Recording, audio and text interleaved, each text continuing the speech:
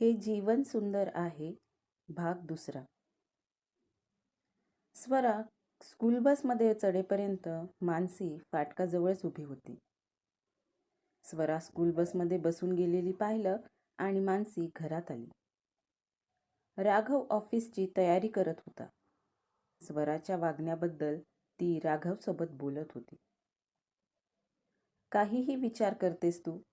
तिच्या वागण्याचा तुझ्या दिसण्यासोबत काय संबंध आहे? राघव मानसीला म्हणाला. का नसेल? बाकीच्या मुलींच्या आई बघ कशा आहेत. तिला वाटत असेल ना आपल्या आईबद्दल, आणि म्हणूनच ती मला आजकाल तिच्या कोणत्याच गोष्टी करू देत नाही. टाळते ती मला, मानसी म्हणाली. कमॉन मानसी, स्वरा आता मोठी झाली, 10वीत आहे. तू अजून तिला लहानच समजतेस का? तुला वाटतंय तिनं अजूनही आई आई म्हणत तुझ्या मागं राहावं? अजून किती दिवस असं तिला तू तुझ्या पंखाखाली झाकून ठेवणार? उडू दे आता तिला, थोडं पडू दे, लागू दे. तिला तिच्या डोळ्यांनी दुनिया बघू दे, स्वतःचा विचार करू दे, राघव मानसीला समजावत होता. हो, खरंच मोठी झाली ना स्वरा. किती लवकर मोठी झाली रे. तू म्हणतोस तसंच असावं. आता तिच्या विचारांचाही आपण आदर करायला हवा. पण मग अशी चिडचिड करत का गेली असेल ती? फटकन बोलते, मानसी म्हणाली. अगं तिचं वय बघ. या वयात असंच असतं ना. आपण त्यांना लहान समजतो, पण मुलं मोठी होत असतात आणि त्यांना वाटतं की ते खूप मोठे झालेत, राघव म्हणाला. असेलही तसंच. माझ्या मनात ना उगीचच शंकेची पाल चुकचुकत होती, मानसी म्हणाली. हाकलून दे त्या पालीला, राघव म्हणाला. काय बोलतोय तू? तुझं तुला तरी कळलं का? मानसी म्हणाली. म्हणजे मला म्हणायचं होतं, स्वरा झाल्यापासून बघतोय तुला माझ्यासाठी वेळच नसतो, राघवनं मानसीला जवळ ओढलं. हो का? अजून किती वेळ पाहिजे बरं? मानसी राघवच्या गळ्यात हात टाकत बोलली. तेवढ्यात राघवचा फोन वाजला. 1 मिनिट हा मनू, अर्जंट काम आहे जरा. हा फोन घेणं गरजेचंच आहे. राघवनं फोन उचलला आणि तो फोनवर बोलण्यात बिझी झाला. आणि मलाच वेळ नसतो म्हणे. ह्याच्या ना काही काही सवयी कधीच बदलणार नाहीत. ओला टावेल तसाच फेकलाय गादीवर, मानसी स्वतःशीच पुटपुटली. तिनं पलंगावरचा टावेल गॅलरीत सुकायला टाकला. राघवच्या ऑफिस बॅगमध्ये त्याचा लॅपटॉप ठेवला. पेन, रुमाल, वॉलेट त्याच्या हातात नेऊन दिलं. राघवनंही बोलता बोलता ते खिशात ठेवलं. चला मॅडम, निघावं लागतंय. हा चंदू नाही आला अजून. हे असं होतं, म्हणून मला ड्रायव्हर नको होता. ज्या दिवशी महत्त्वाचं काम असतं त्या दिवशी नेमका ड्रायव्हर वेळेवर येणार नाही. पण होम मिनिस्टरची आज्ञा सर आखो पर, राघव म्हणाला. हो, आज्ञाच. एवढ्या मोठ्या कंपनीचा CEO झालास. डोक्यामागचं काम वाढलं, जबाबदाऱ्या वाढल्या, नाही का? ही मीटिंग, ती मीटिंग, ऑफिसचं टेन्शन वेगळंच. म्हणून म्हटलं ड्रायव्हर ठेव, म्हणजे गाडी चालवायचं टेन्शन नाही. पण म्हणतात ना, ज्याचं करायला जावं भलं तो म्हणे माझंच खरं. मानसी नाक मुरडत बाहेर आली. तोपर्यंत चंदू आला होता. राघव ऑफिसला जायला निघाला. चंदू, गाडी नीट चालवायची, जास्त फास्ट चालवायची नाही. सर कितीही म्हटले तरी गाडी सावकाशच न्यायची. मीटिंगला 5 मिनिटं उशीर झाला तरी काही होत नाही. हा घे सरांचा डब्बा, नीट ठेव. गाडीची सर्व्हिसिंग डेट कधी आहे ते बघून करून घे. गाडीच्या टायर ट्यूबमधली हवा तपासून घेत जा. मानसीचं चंदूला सूचना देणं सुरू होतं. अगं त्याच्यावर तरी दया कर जरा. एवढा सगळा पाढा रोजच वाचायला हवा का? राघव म्हणाला. नशीबवान आहेस बरं राघवा. एवढी चांगली बायको मिळाली आहे, काळजी करणारी, तिकडून माई म्हणाल्या.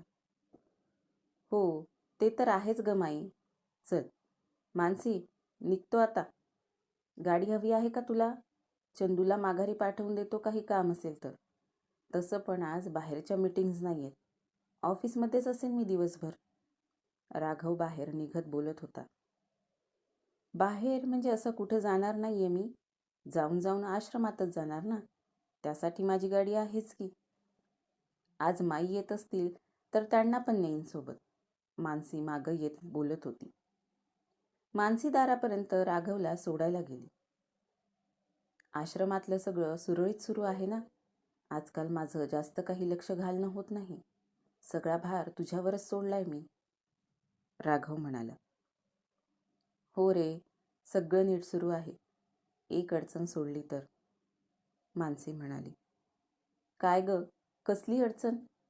राघव म्हणाला. काही नाही, मानसी म्हणाली. काय अडचण? सांग पटकन, राघव गाडीजवळ उभा राहिला. काही नाही रे, काम म्हटलं की छोट्या छोट्या अडचणी असतातच. तू निघ आता, उगीचच उशीर व्हायचा, मानसी म्हणाली. बरं, तू पण सांभाळून जा. राघव कारमध्ये बसून निघून गेला.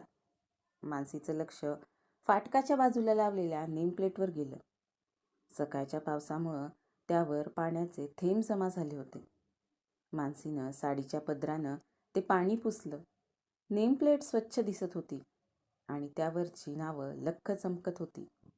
मोठ्या अक्षरात सरपोतदास लिहिलेलं.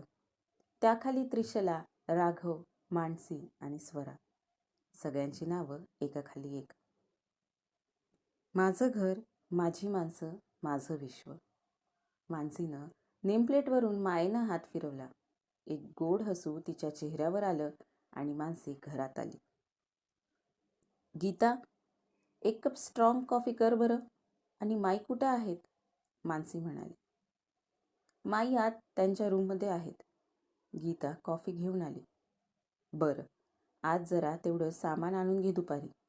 सामानाची लिस्ट मी सकाळीच दिली आहे तुला, मानसी गीताला म्हणाली आणि कॉफीचा मग घेऊन ती गॅलरीत येऊन उभी राहिली. तितक्यात पावसाला सुरुवात झाली. मानसीनं पावसाच्या सरी अलगद आपल्या हातावर घेतल्या. पावसाच्या पाण्याचा तो थंडगार स्पर्श मानसीला सुखावून गेला. मानसीनं अलगद डोळे मिटले आणि पावसाचा आवाज ती अगदी मन लावून ऐकू लागली.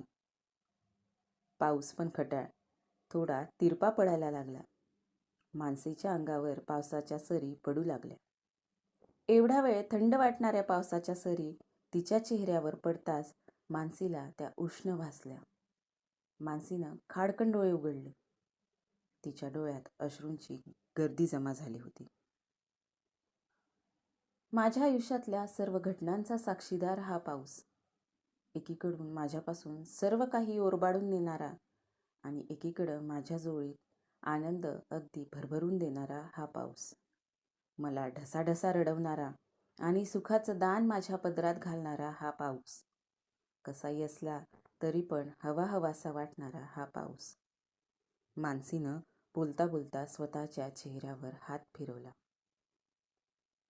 कदाचित स्वराला ह्यामुळं तर मी आवडत नसेल ना. मानसीच्या डोळ्यातलं पाणी अलगद तिच्या गालांवर पडलं. सुखदुःखाचे संमिश्र भाव मानसीच्या चेहऱ्यावर होते.